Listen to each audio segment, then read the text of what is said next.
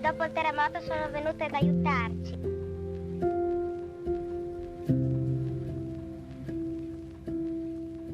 Dopo il terremoto non abbiamo potuto fare altri regali perché le nostre case erano cadute e non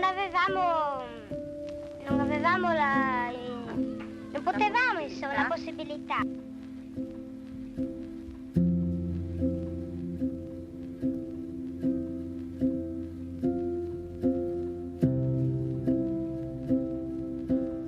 Avete scelto i sassi, no? Lei ha detto perché non avevate altri regali. Che cosa rappresentano per voi i sassi? Un segno delle case che erano prima su in Gemona.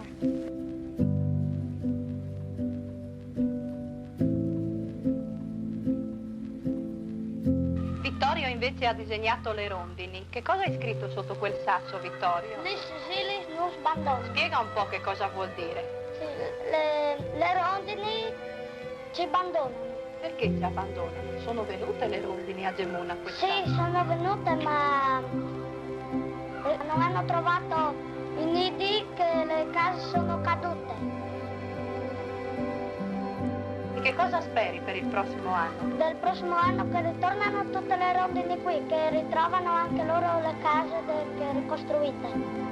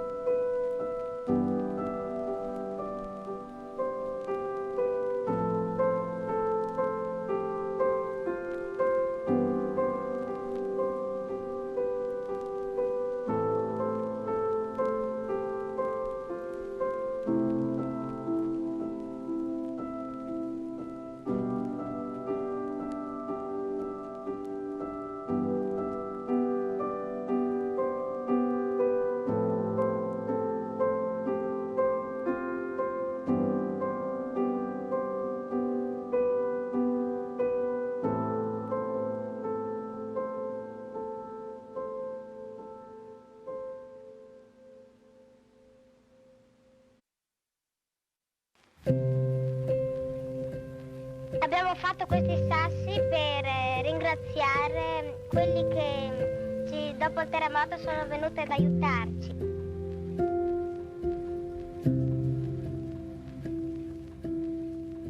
Dopo il terremoto non abbiamo potuto fare altri regali perché le nostre case erano cadute e non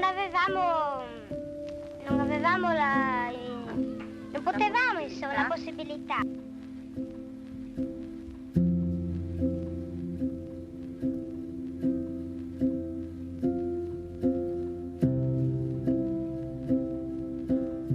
Avete scelto i sassi, no?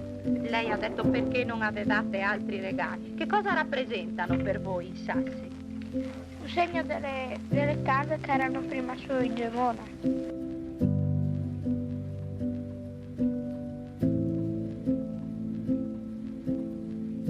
Vittorio invece ha disegnato le rondini. Che cosa hai scritto sotto quel sasso, Vittorio? Li Sicilis non sbandano. Spiega un po' che cosa vuol dire. Sì, le rondini ci abbandonano. Perché ci abbandonano? Sono venute le rondini a Gemona quest'anno? Sì, sono venute ma non hanno trovato i nidi che le case sono cadute. E che cosa speri per il prossimo anno? Del prossimo anno che ritornano tutte le rondini qui, che ritrovano anche loro le case ricostruite.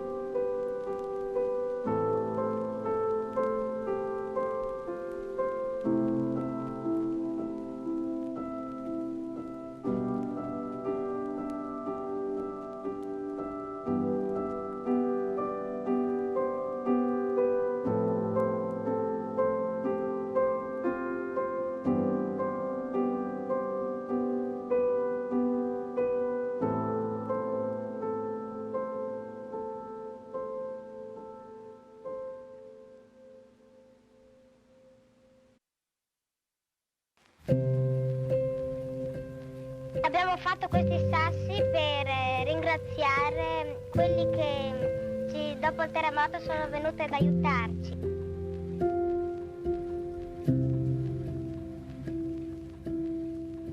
Dopo il terremoto non abbiamo potuto fare altri regali perché le nostre case erano cadute e non potevamo insomma la possibilità.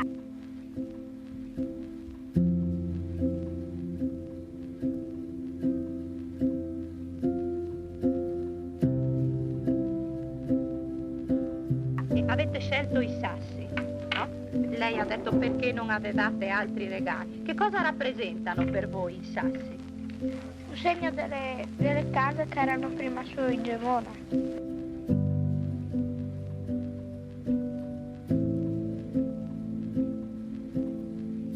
Vittorio invece ha disegnato le rondini. Che cosa hai scritto sotto quel sasso, Vittorio? Gli Sicilis non sbandoni. Spiega un po' che cosa vuol dire. Sì, le rondini ci abbandonano.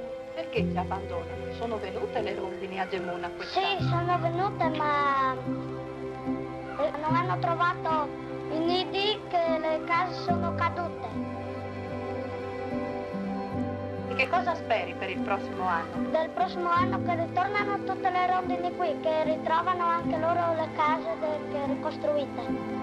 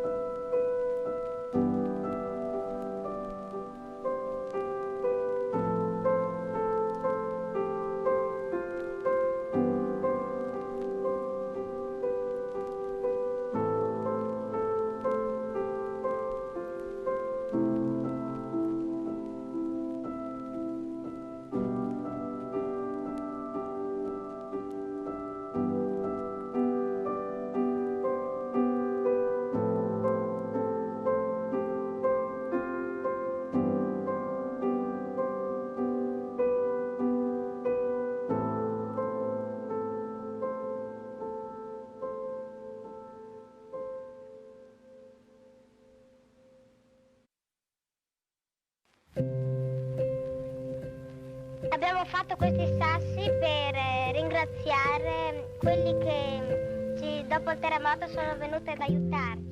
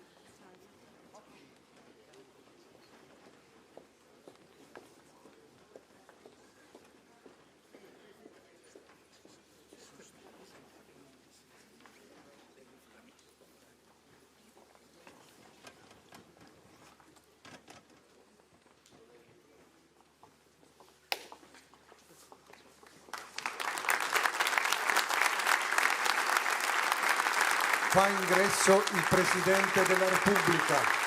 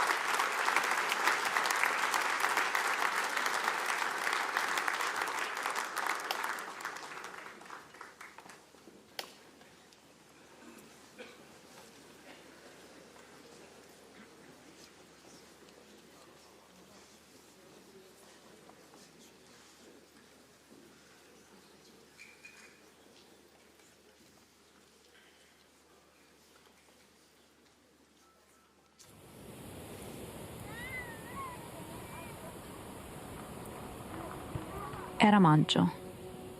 Avevo 7 anni. Faceva caldo, quel caldo leggero che ti tiene fuori fino a sera, quando il giorno non vuole finire. Tutto era lì.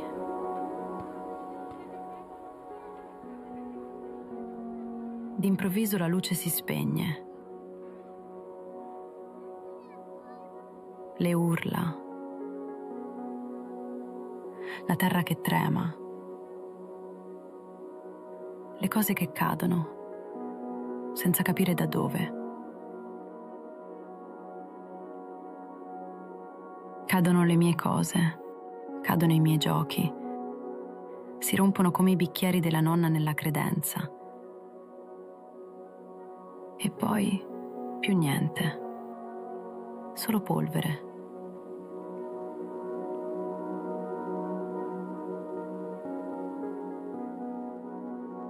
E poi i primi soccorsi.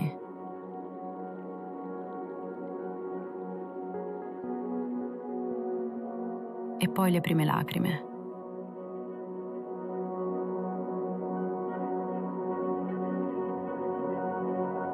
Ma a cosa serve piangere?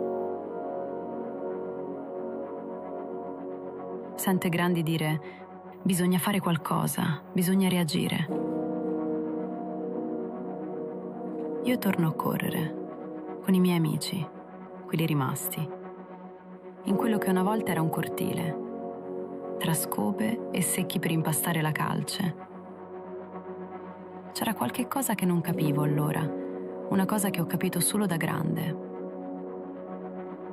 Dentro di noi la ricostruzione era già iniziata. Il giorno dopo, il 6 maggio 1976.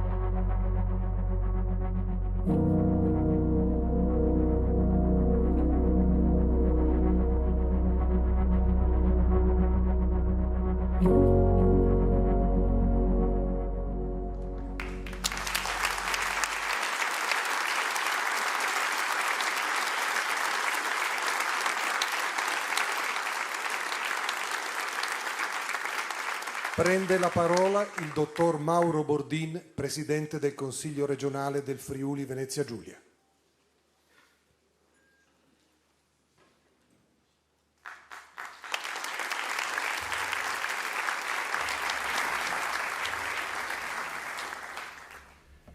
Dichiaro aperta la 161esima seduta straordinaria del Consiglio regionale, convocata alla presenza del Presidente della Repubblica e del Presidente del Consiglio dei Ministri per celebrare la ricorrenza del cinquantennale del terremoto del 1976 e l'opera di ricostruzione del Friuli.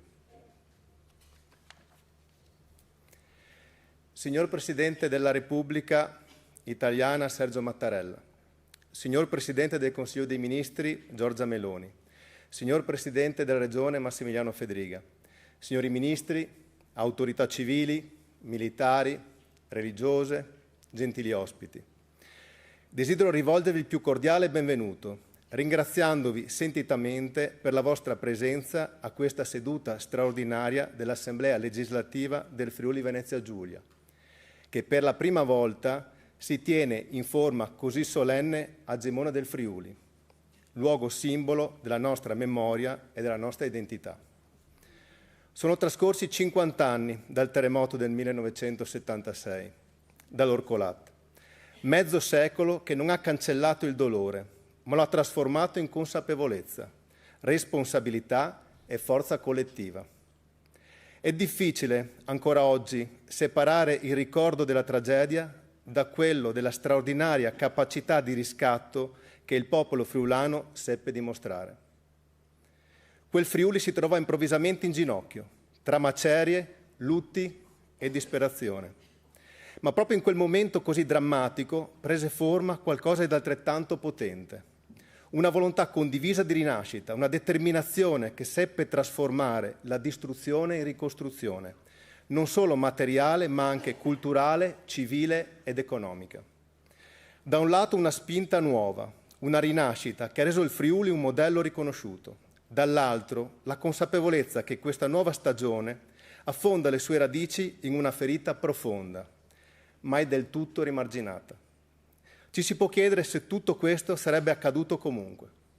Forse sì. Nella storia dei popoli vi è sempre una tensione al cambiamento. Per il Friuli questa trasformazione ha una data precisa, incisa nella coscienza collettiva, il 6 maggio 1976. Un giorno che ha segnato un prima e un dopo, non solo nella cronaca, ma nella storia morale e civile della nostra terra. Per molti quella data è un racconto tramandato, una memoria familiare, che si intreccia con immagini e testimonianze. Per coloro che vissero direttamente quell'esperienza, il ricordo cambia inevitabilmente con il passare del tempo e molti dei protagonisti di allora non sono più tra noi. Proprio per questo cresce il nostro dovere, custodire, tramandare e rendere attuale quella memoria alle nuove generazioni. L'eco dell'Orcolat superò rapidamente i confini del Friuli e dell'Italia, dando vita a una straordinaria ondata di solidarietà che coinvolse l'intera comunità nazionale e internazionale. Per suo tramite, signor Presidente della Repubblica, desideriamo rinnovare la più profonda gratitudine del popolo friulano verso lo Stato e tutti coloro che si distinsero negli aiuti, le forze armate, i corpi dello Stato a partire dai Vigili del Fuoco, le regioni e l'intero Paese. Da ogni parte d'Italia e del mondo giunsero aiuti, soccorsi, mani operose e cuori generosi. Fu una mobilitazione senza precedenti, dalla Caritas alla Croce Rossa, dagli alpini ai gruppi spontanei dei giovani volontari, tutti uniti da un comune sentimento di vicinanza e responsabilità. Un contributo fondamentale giunse anche dalle comunità friulane e da tutti i corregionali all'estero, soprattutto dai fogolars, sparsi nei 5 continenti, dal Canada all'Argentina, dagli Stati Uniti all'Australia, passando da ovunque fossero i nostri migranti. Queste realtà seppero raccogliere risorse, energie e speranza per sostenere la ricostruzione. E poi i nomi, che oggi ho il dovere di richiamare, per rendere omaggio ai protagonisti di allora, a coloro che resero possibile la ricostruzione. La mattina seguente al sisma, lo stesso Presidente del Consiglio Aldo Moro, insieme al Ministro Francesco Cossiga, volle essere testimone diretto di quella tragedia. Fondamentale fu l'opera del commissario straordinario Giuseppe Zamberletti, coadiuvato dai suoi vice, il generale Mario Rossi e il prefetto di Udine Domenico Spaziante. Con determinazione e visione, Zamberletti seppe guidare il Friuli facendo pieno uso di poteri conferitigli dal governo, operando con rapidità ed efficienza, anche grazie alla collaborazione del Presidente della Regione, Antonio Comelli. Decisiva fu la scelta di delegare ai comuni funzioni e poteri, restituendo centralità ai territori e mettendo i sindaci nelle condizioni di intervenire tempestivamente.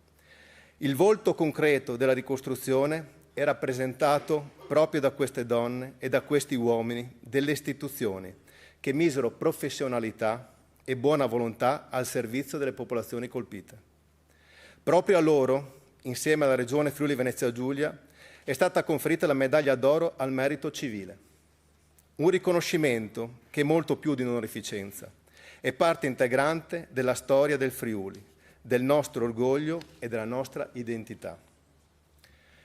Accanto alle istituzioni fu fondamentale il ruolo della Chiesa friulana, a partire dall'arcivescovo Alfredo Battisti e dai tanti sacerdoti impegnati in prima linea, così come quello dell'informazione, che con umanità e rispetto garantì una presenza costante, rivelatasi un contributo prezioso. Da quella drammatica esperienza giunsero risultati concreti e duraturi. I figli del terremoto hanno dato origine a modelli organizzativi e istituzionali fondamentali per il nostro Paese. Penso alla nascita dell'Università degli Studi di Udine, che rappresenta uno dei segni più significativi del riscatto del Friuli. Un investimento sul sapere, sulla formazione e sul futuro. E penso a maggior ragione alla Protezione Civile Italiana, che proprio grazie a quell'esperienza si è strutturata fino a diventare un punto di riferimento imprescindibile nella gestione delle emergenze. Una vera eccellenza che dopo i recenti fatti di Preone viene però pesantemente messa in discussione da normative evidentemente bisognose di un'attenta, rapida e puntuale riflessione da parte di tutti. Perché sindaci e volontari, per essere in grado di aiutare, devono essere prima di tutto tutelati. Va ribadito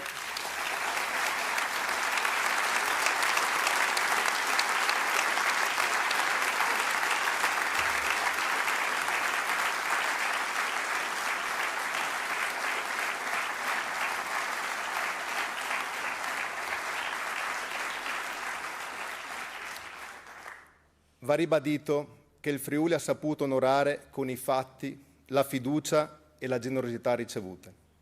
La specialità di questa regione si traduce in responsabilità, un'autonomia vissuta non come punto di arrivo, bensì come scelta quotidiana, come impegno concreto al servizio del bene comune. È proprio in questa autonomia responsabile che si radicano la forza e il carattere di alzarsi, di ricostruire allora e di affrontare le sfide di oggi. Perché essa trae linfa da ciò che più profondamente caratterizza questa terra, l'essere comunità. Una comunità coesa, solidale, capace di riconoscersi nei propri valori, che pur nelle differenze ha saputo trovare unità e condivisione, trasformando la diversità in ricchezza e la memoria in guida. E questo è il modello Friuli, un modello fatto di responsabilità diffusa, di partecipazione, di fiducia nelle istituzioni e soprattutto di fiducia nelle persone. Per questo oggi, nel ricordare, sento il dovere di dire grazie. Grazie a tutti coloro che si sono adoperati allora e a quanti continuano ogni giorno a rendere vivo questo spirito. E voglio farlo anche nelle lingue che sono il cuore della nostra identità, espressione autentica della nostra storia e della nostra comunità. Grazie di cura duc. Hvala uzem is serca. Herzlichen Dank an alle. Grazie di cuore a tutti.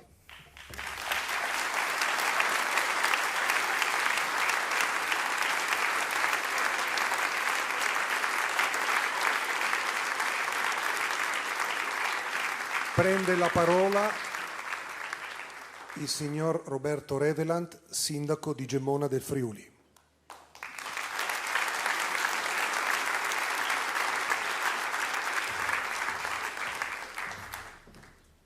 Mi unisco ai ringraziamenti del Presidente del Consiglio regionale Mauro Bordin, porgendo un cordiale e sentito e commosso saluto al Presidente della Repubblica Sergio Mattarella, al Presidente del Consiglio dei Ministri Giorgia Meloni, con i Ministri Giancarlo Giorgetti e Luca Ciriani, al Presidente della Regione Friuli Venezia Giulia Massimiliano Fedriga, unitamente agli assessori e ai consiglieri regionali, e a tutte le autorità civili e militari e religiose qui presenti. Signor Presidente, bentornato a Gemona. Benvenuto nel Friuli rinato dopo il terremoto che 50 anni fa distrusse 137 comuni, provocando quasi 1000 morti.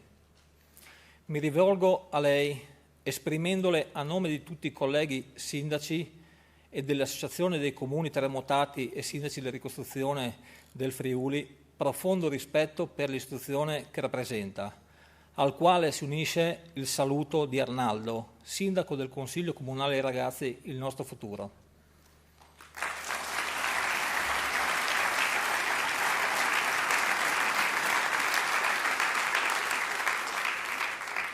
Le donne e gli uomini di questa terra la ringraziano per aver accolto l'invito a commemorare qui, a mezzo secolo di distanza, le persone che quella notte persero la vita, a stringersi attorno alle famiglie segnate per sempre da quei lutti, a ricordare la forza di un popolo che seppe reagire con umiltà, coraggio, determinazione e forza d'animo alla tragedia, trasformandola in un motore di sviluppo economico, culturale e sociale.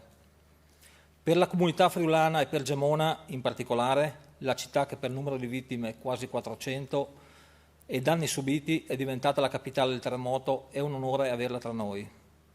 La sua presenza consolida il legame tra le istituzioni, lo stesso che nel 1976 consentì a questa terra di definire un modello di rinascita basato sulla fiducia che lo Stato ripose sulla regione presieduta da Antonio Comelli, delegandola a gestire autonomamente la ricostruzione. Quella delega consentì alla regione di delineare un modello mai più replicato altrove, trasferendo a sua volta analoghe competenze ai sindaci. Lo Stato mantenne la gestione dell'emergenza, nominando commissario straordinario di governo il sottosegretario all'interno Giuseppe Zamberletti, il quale scrisse una pagina di storia indimenticabile, molto cara ai friulani.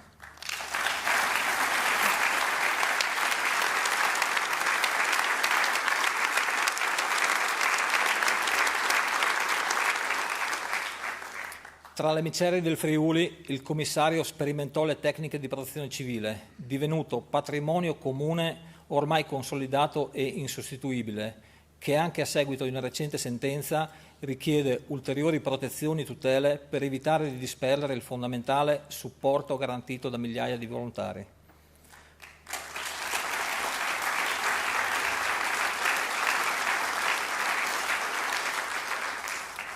Noi tutti continuiamo a fare tesoro della lezione che quella stagione ci lasciò, a iniziare dall'enorme solidarietà internazionale ricevuta.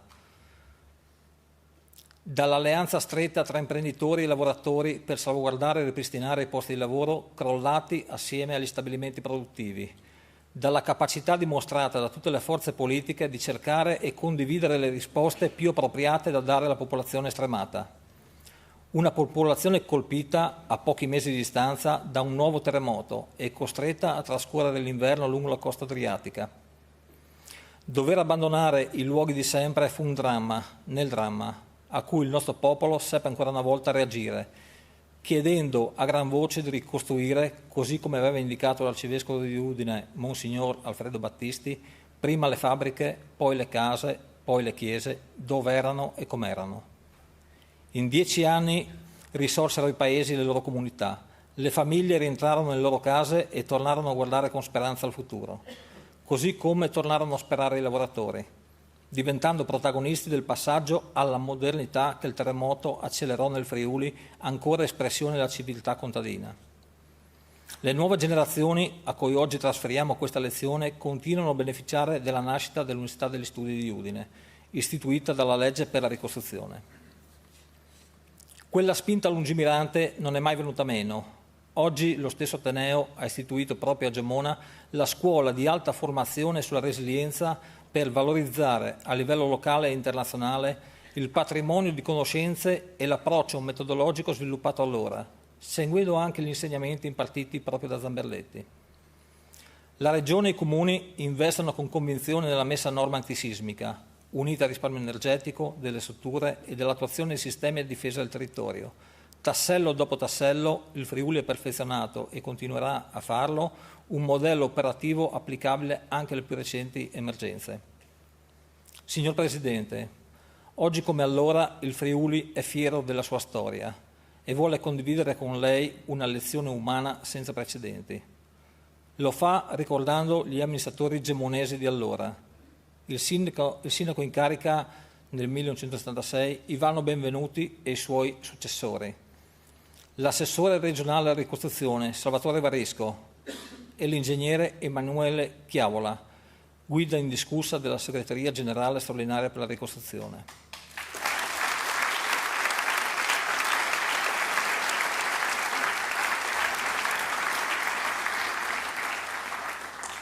Il Friuli ringrazia tutti coloro che, a vario titolo, portarono i rispettivi contributi, continuando a restituire con altrettanto impegno la solidarietà ricevuta, per rafforzare così il senso di appartenenza allo Stato che lei rappresenta e che ci fa sentire orgogliosi di essere italiani. Grazie, signor Presidente, per essere qui, nel giorno in cui ripetiamo con maggior vigore ciò che i terremotati scrissero a chiare lettere sulle macerie del 1976. Il Friuli ringrazia e non dimentica. Il Friuli ringrazia e non dismentè.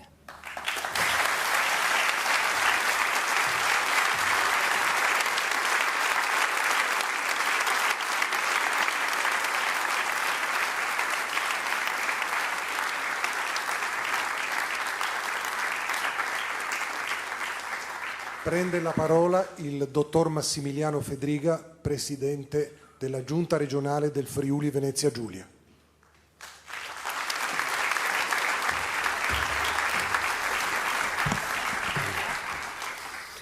Grazie signor Presidente della Repubblica, signor Presidente del Consiglio dei Ministri, onorevoli ministri, onorevoli deputati e senatori, consiglieri regionali, assessori, Presidente del Consiglio regionale. Per noi è un onore oggi poter ricordare la storia di questa terra, che non è solo una storia di tragedia, quella che ha colpito nel 76, ma è una storia di rinascita. Una rinascita che è stato un esempio a livello internazionale. A 50 anni da sisma dobbiamo un doveroso ricordo alle vittime.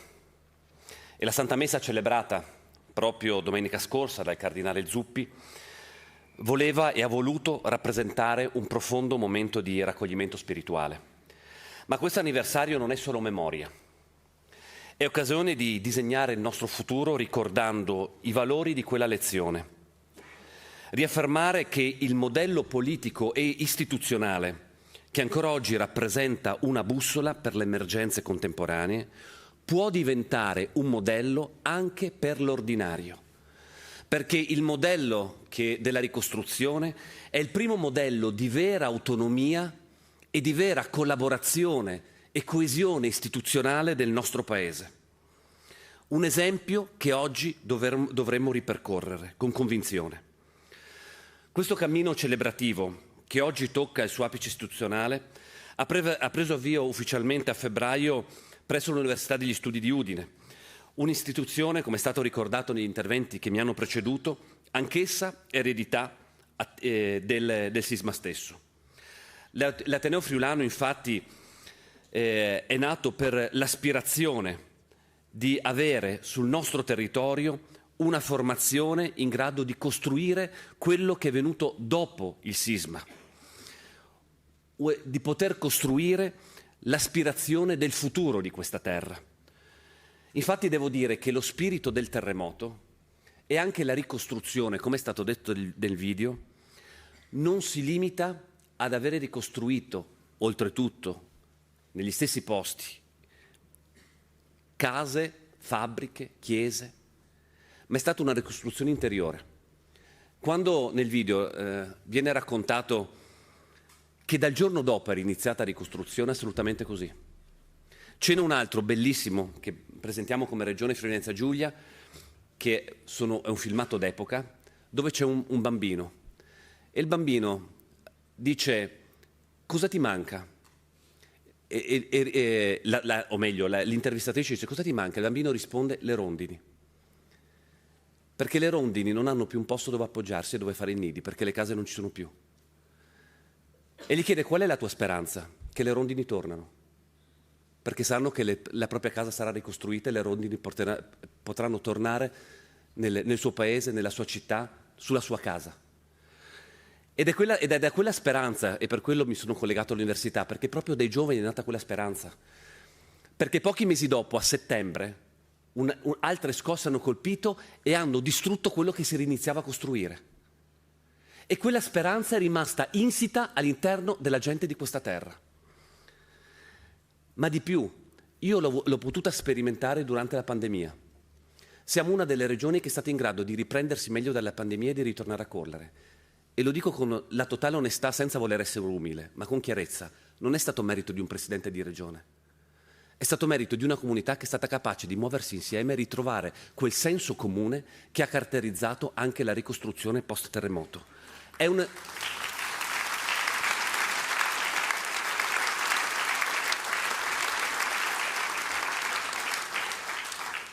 È un'eredità che non ci ha lasciato e non ha lasciato le radici di questa terra. Ieri abbiamo fatto un incontro insieme al Ministro della Pubblica Istruzione con scuole provenienti dalle 5 regioni in Italia che hanno avuto eventi sismici nell'ultimo secolo. E devo dire anche dentro quei ragazzi delle superiori, quindi figuriamoci ragazzi che vivono come un ricordo o magari un fatto storico, ho ritrovato quello stesso spirito. Ed è fondamentale anche le celebrazioni, perché la mia paura è che appunto il terremoto si limiti a un fatto storico.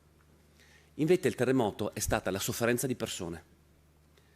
È stato chi il giorno dopo non ha pianto ma ha sudato, perché ha iniziato a ripulire e a cercare di rimettere in piedi, con difficoltà, con l'incertezza che contraddistingue il momento, però la propria vita, la sua vita di un essere umano. E anche le testimonianze, noi abbiamo portato e stiamo portando un bellissimo spettacolo di Cristicchi, Orcolact 76, che ha ripercorso con testimonianze vere quello che accadeva in quei giorni, che è accaduto in quei giorni. C'è il ricordo di una mamma che sentiva la voce di suo figlio e gli cantava sotto le macerie, non poteva raggiungerlo, lo cantava per stargli vicino. C'è il racconto di una bambina che oltretutto è stata estratta non avendo più le gambe, ma che sentiva il fratellino da sotto le macerie, ma purtroppo né i genitori né il fratellino ce l'hanno fatta. Dopo questa esperienza, avere la forza di ripartire, di ricostruire, sembra qualcosa di impossibile. Invece la comunità di questa terra ce l'ha fatta.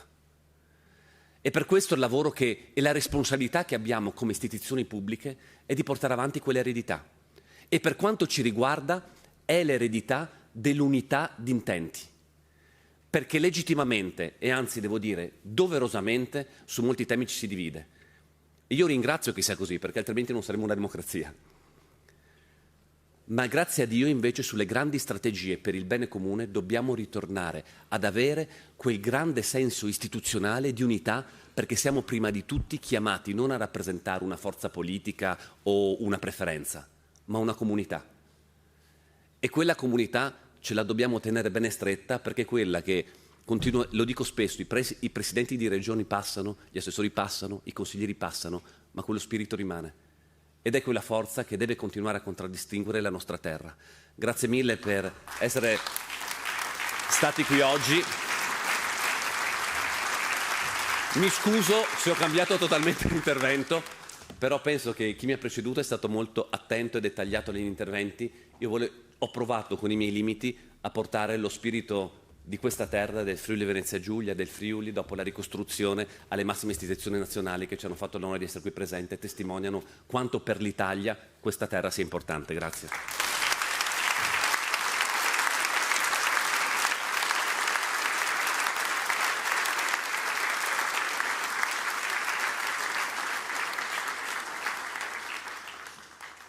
Prende la parola l'onorevole Giorgia Meloni, Presidente del Consiglio dei Ministri.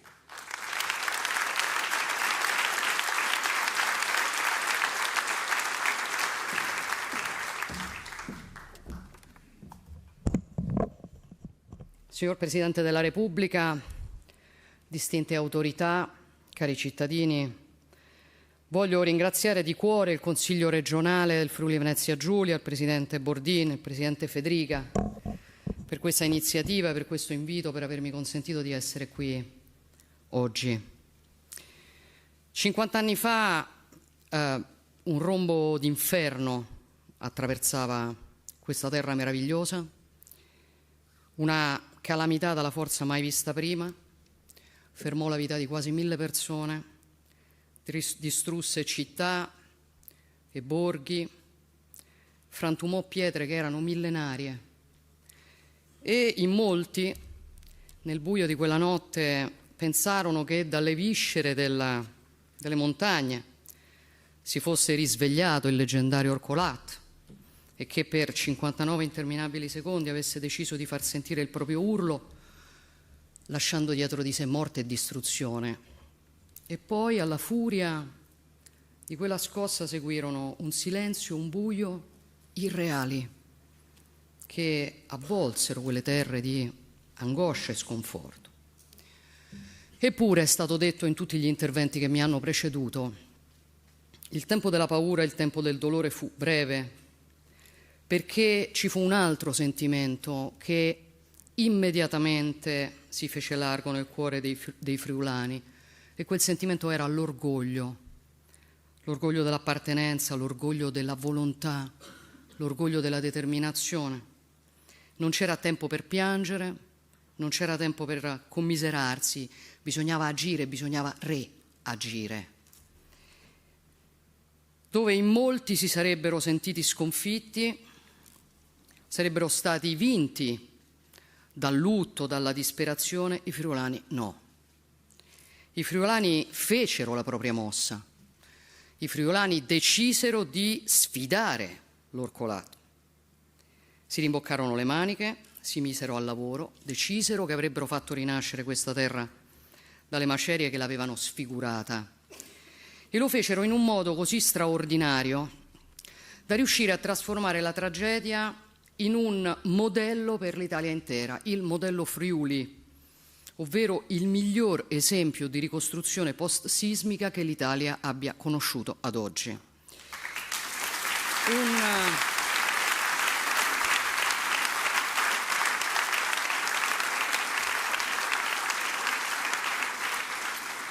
Un modello che nasceva da intuizioni semplici eppure brillanti, così visionarie per l'epoca da essere ancora efficaci oggi, le migliori che conosciamo.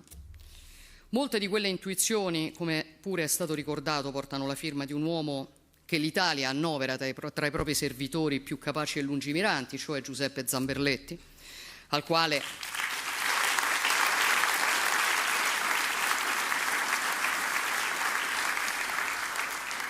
il governo di allora, il governo Moro, non aveva esattamente, attribuito un compito facile, come quello di commissario per l'emergenza. Quando Zamberletti arrivò qui, poche ore dopo la prima terribile scossa del 6 maggio, si ritrovò chiaramente di fronte un popolo che non era rimasto in attesa, che si era già messo a disposizione per aiutare chi aveva bisogno, per prestare soccorso, per approntare i primi interventi.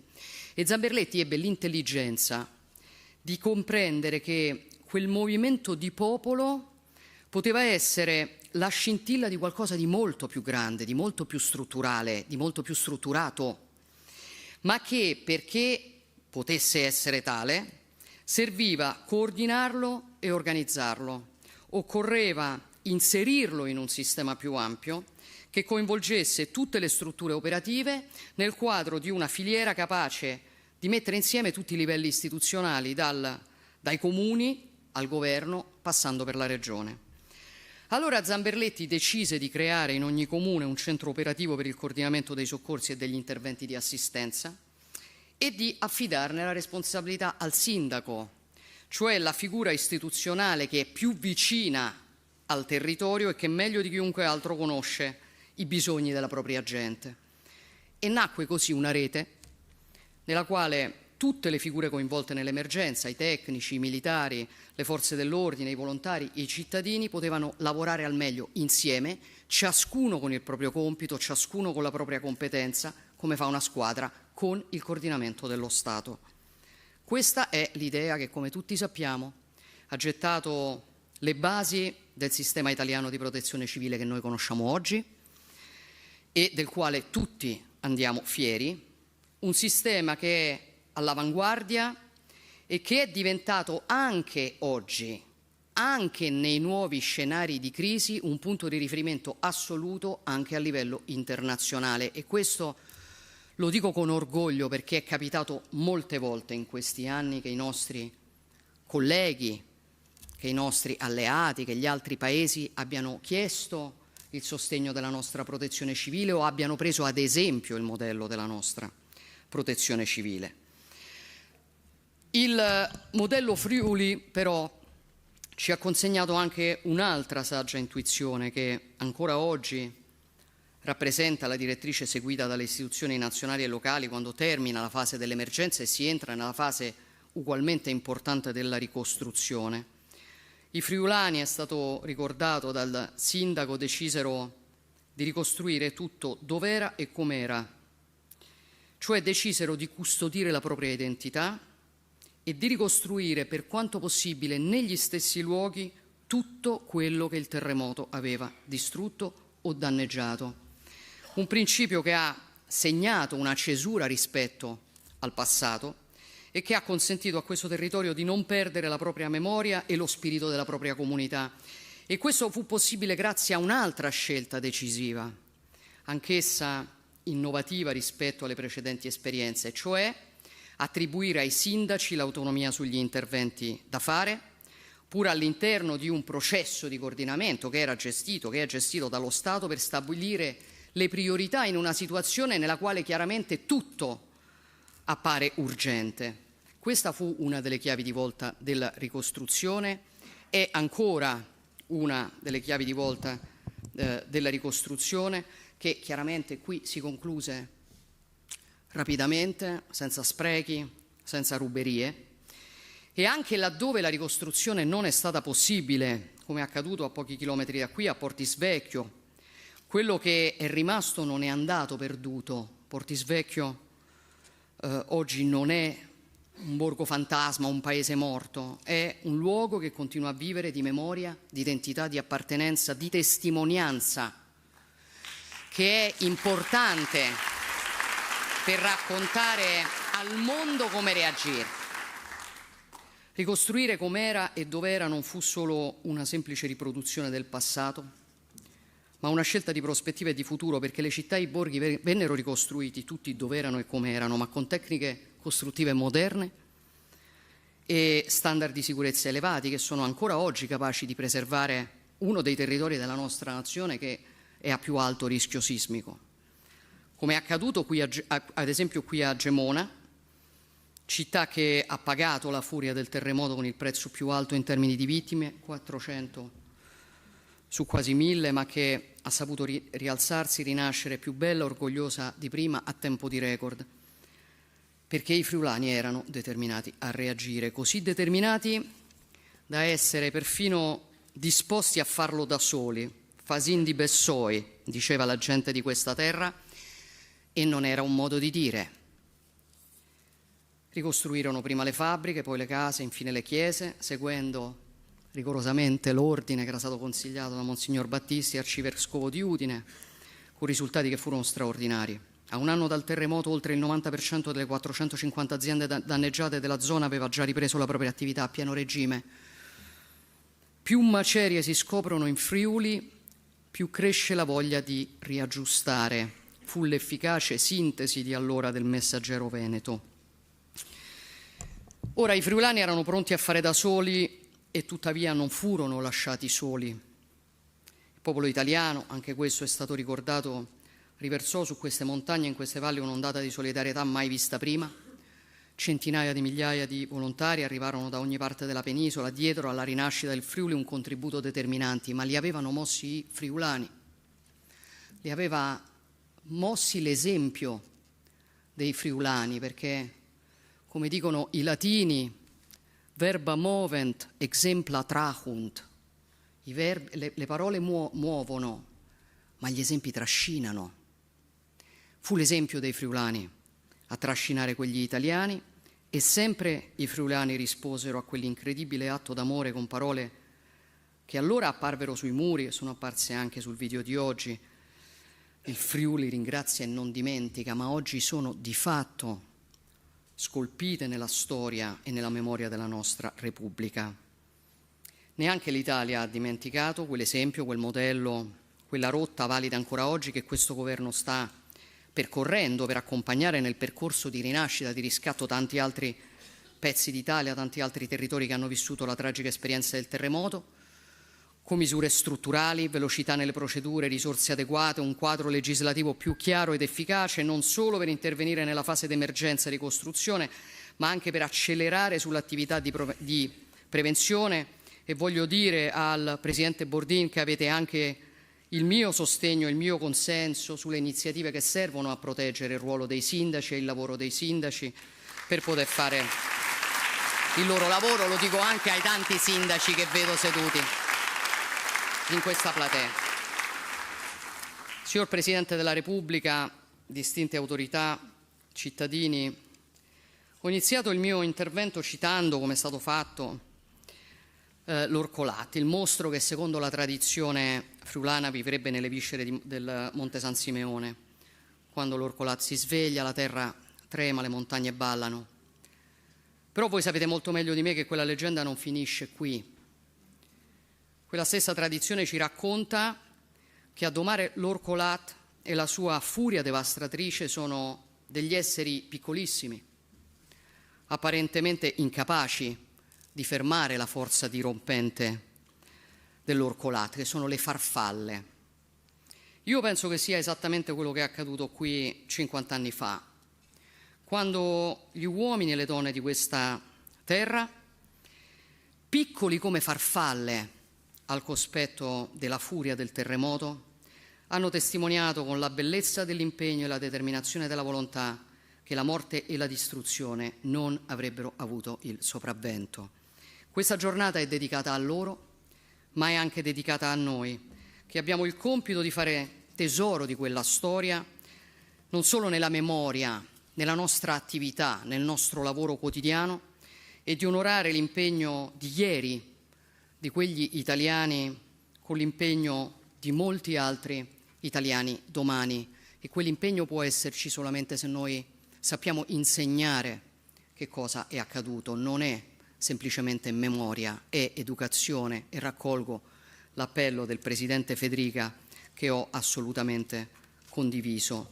Ci sono storie, ci sono vicende che formano la coscienza di un popolo, che formano la sua forza, che formano il suo senso d'appartenenza, e è la cosa più importante che noi abbiamo da tramandare ai nostri figli. Se lo perdiamo noi non potremo tramandarlo ai nostri figli, quindi grazie non solo di questa iniziativa, ma delle tante iniziative che hanno accompagnato questo anniversario, che servono soprattutto ai più giovani tra noi, per non dimenticare che le pietre, le case e le città nelle quali vivono sono qui perché qualcuno 50 anni fa non si è disperato, si è rimboccato le maniche e ha costruito quelle case e quel futuro. Vi ringrazio.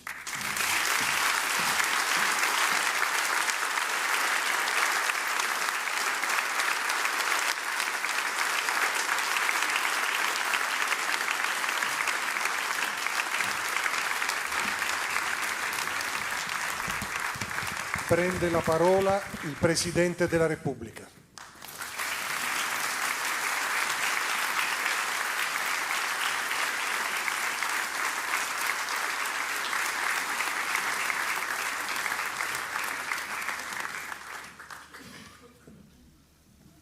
Signor Presidente del Consiglio, signori Ministri, signor Presidente della Regione, signor Sindaco,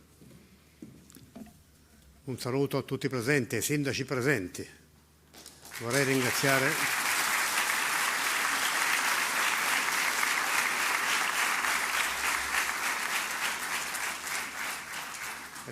il Presidente del Consiglio regionale per l'invito e per la possibilità di prendere la parola in questo Consiglio regionale straordinario.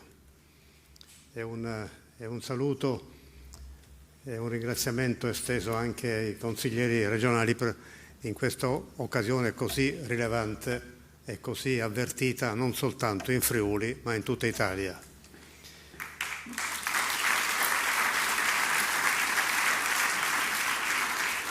Abbiamo visto nel filmato poc'anzi e ascoltato nelle parole fin qui espresse il quadro che si è verificato 50 anni or sono, quelli trascorsi dalla tragica sera del 6 maggio, quando questa regione fu devastata da un terremoto, come è stato detto, di una violenza inimmaginabile, la più forte per il nostro Paese nel secolo. La tremenda scossa iniziale si prolungò per 60 interminabili secondi, come molti qui ricorderanno. Dalla media valle del tagliamento si radiò in modo distruttivo un moto che investì oltre 100 comuni delle province di Udine e Pordenone, seminando morte, abbattendo case e fabbriche, radendo al suolo vaste parti degli abitati di Gemona, Forgaria, Osoppo, Venzone, Maiano, Tasachis, Tarcento e ancora di altri centri e di altre frazioni. Come è stato ricordato, e non posso non sottolinearlo anch'io, quasi 1000 le vite improvvisamente falciate. La morte, le grida soffocate, le macerie entrarono nella testa e nel cuore e si conficcarono negli animi. Il lutto raggiunse ogni famiglia, come nella guerra. E delle guerre del Novecento qui si aveva memoria viva, incisa nei luoghi, nelle montagne, nel racconto degli anziani sopravvissuti, quelli che non erano emigrati, che avevano sopportato difficoltà, anche ristrettezze, per continuare a vivere vicino alle proprie radici. Oltre 100.000 persone rimasero senza un tetto quella notte. Chi ha vissuto quel dolore, molti qui presenti, chi ha memoria diretta di quei giorni di terrore e disperazione, chi ha preso parte da bambino o già da adulto al lungo, faticoso cammino della ricostruzione, sa bene che non stiamo facendo memoria di un avvenimento qualsiasi, bensì di un evento che ha segnato la storia di questi territori e di queste comunità e dell'intera Italia. Ne hanno piena consapevolezza anche i friulani nati dopo il sisma del 76. A quella stagione, a quegli anni, a quel contesto di desolazione e di preoccupazione, le dirigenze dell'epoca, le popolazioni, seppero, come è stato già sottolineato da chi è intervenuto, dal Presidente del Consiglio, dal Presidente della Regione, dal Sindaco, dal Presidente del Consiglio regionale, hanno posto determinazione e grande energia, quella di una volontà di vita che ricomincia, attingendo al seme della cultura e del carattere della gente friulana. Viene da pensare che il concetto di resilienza sia nato qui, trovi qui, in questa terra la sua radice, dal modo con il quale i friulani hanno reagito all'Orcolat e che quella sera e poi di nuovo nel settembre successivo sembrò schiacciare il futuro. Fu il Friuli a prevalere sulla distruzione e sullo scoramento. Con la tenacia, con il lavoro, con l'impegno delle comunità, quei comuni, Gemona, Forgaria, Osoppo, Venzone, Maiano, Trasaghis, Tarcento e gli altri borghi, vennero ricostruiti, come abbiamo più volte detto questa sera, dove erano e com'erano. Esempio di testimonianza del valore della stratificazione storica dei nostri centri abitati per la identità degli italiani e delle loro comunità. Ricominciarono e furono protagonisti dei tempi nuovi. La forza interiore della gente friulana incontrò la straordinaria solidarietà degli italiani, di tutti gli italiani, e la presenza concomitante oggi del Presidente della Repubblica e del Presidente del Consiglio rinnova quel sentimento. Anzitutto, dalle primissime ore dopo la scossa più devastante, vi fu una mobilitazione generosa dei militari dell'esercito e dei vigili del fuoco. La dedizione di tanti uomini in divisa e le loro forze spese fino all'ultimo grammo di energia hanno salvato vite, curato feriti, contribuito a infondere fiducia e coraggio. Un senso di fraternità che espressero anche tanti giovani accorsi per prestare aiuto nei paesi e nelle campagne di un territorio che i più neppure conoscevano. Il nostro Paese conserva formidabili risorse morali di umanità e di senso di unità che sa esprimere nei momenti più difficili. Prezioso patrimonio sociale e civile. È accaduto in Friuli, era già accaduto prima altrove e questa storia generosa si è sovente riproposta. Come è stato ricordato, dopo le scosse di maggio, nel settembre di quel 76, un durissimo nuovo colpo azzerò parte del lavoro fatto in estate. Ma le comunità colpite non se ne fecero travolgere. Lo esprime un bel detto friulano molto noto, che io non ripeto per rispetto della pronuncia della lingua friulana.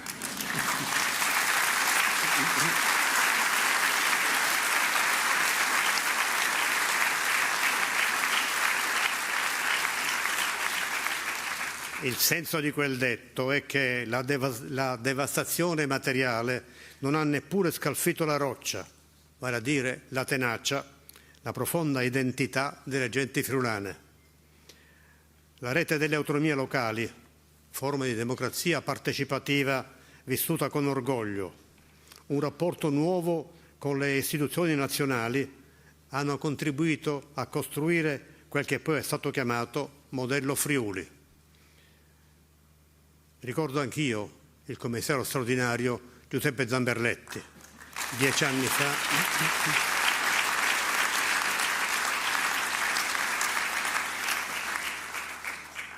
10 anni fa, signor Presidente del Consiglio regionale, in occasione del 40° anniversario, era qui, tra noi. E desidero, ripeto, ricordare la figura con riconoscenza.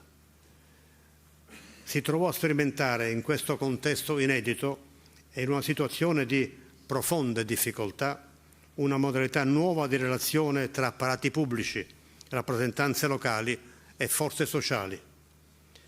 Quel lavoro, come è stato poc'anzi sottolineato dalla Presidente del Consiglio, ha lasciato all'Italia un'eredità preziosa, premessa per la costituzione della Protezione Civile italiana, modello apprezzato ovunque. Non soltanto servizio nazionale, dotato di strumenti e di professionalità progressivamente sempre più elevati, ma rete operativa con gli enti locali e con il volontariato, con l'obiettivo anche della prevenzione come compito distinto dalle attività emergenziali di soccorso.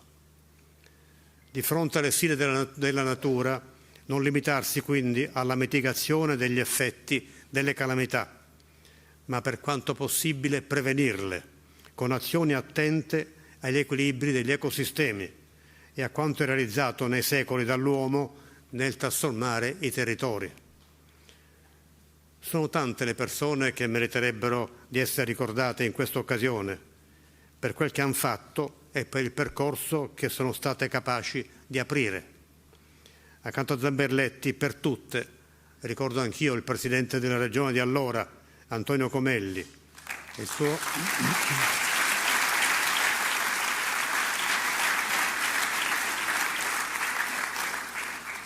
il suo successore, Adriano Biasutti, che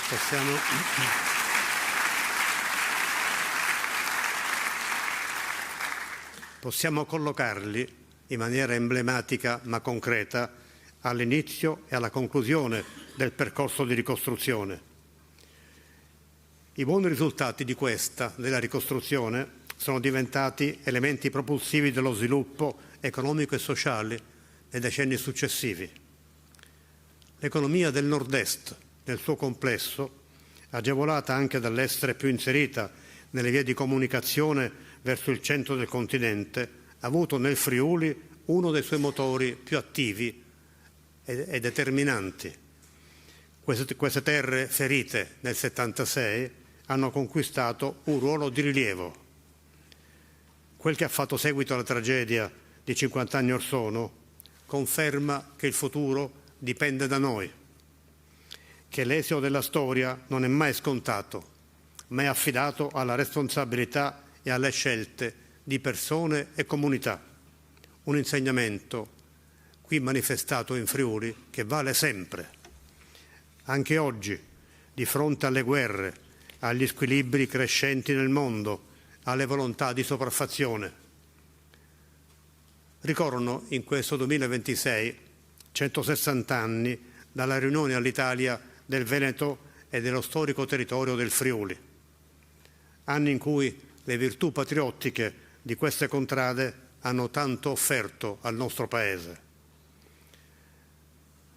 Nell'80° anniversario del voto che volle la Repubblica e diede origine alla sua Costituzione, oggi qui a Gemona, nella solenne cornice del Consiglio regionale, insieme agli amministratori locali, insieme ai rappresentanti delle istituzioni, del volontariato, in una terra e di fronte a un popolo capace di affrontare le avversità, di rialzarsi, ribadiamo in un momento di memoria e di impegno il patto di non lasciarci fuorviare nel cammino di progresso, nell'affermazione dei valori di solidarietà e di coesione che qui sono stati in maniera esemplare vissuti e realizzati.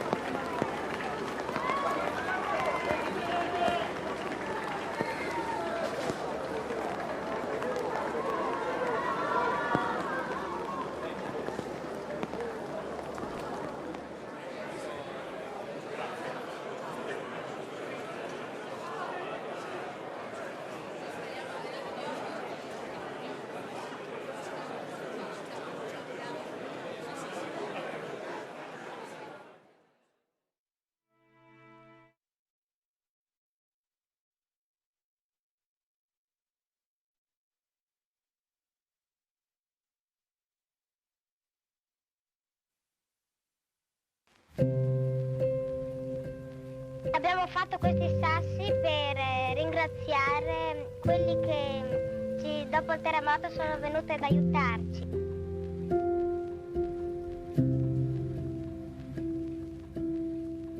Dopo il terremoto non abbiamo potuto fare altri regali perché le nostre case erano cadute e non potevamo insomma la possibilità.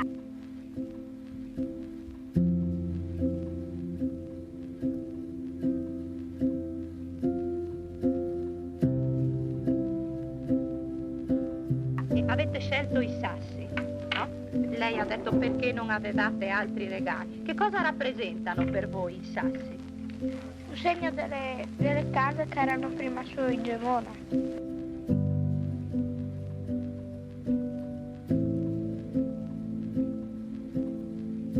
Vittorio invece ha disegnato le rondini. Che cosa hai scritto sotto quel sasso, Vittorio? Lis silis nus bandon. Spiega un po' che cosa vuol dire. Sì, le rondini ci abbandonano. Perché ci abbandonano? Sono venute le rondini a Gemona quest'anno? Sì, sono venute ma non hanno trovato i nidi che le case sono cadute. E che cosa speri per il prossimo anno? Del prossimo anno che ritornano tutte le rondini qui, che ritrovano anche loro le case ricostruite.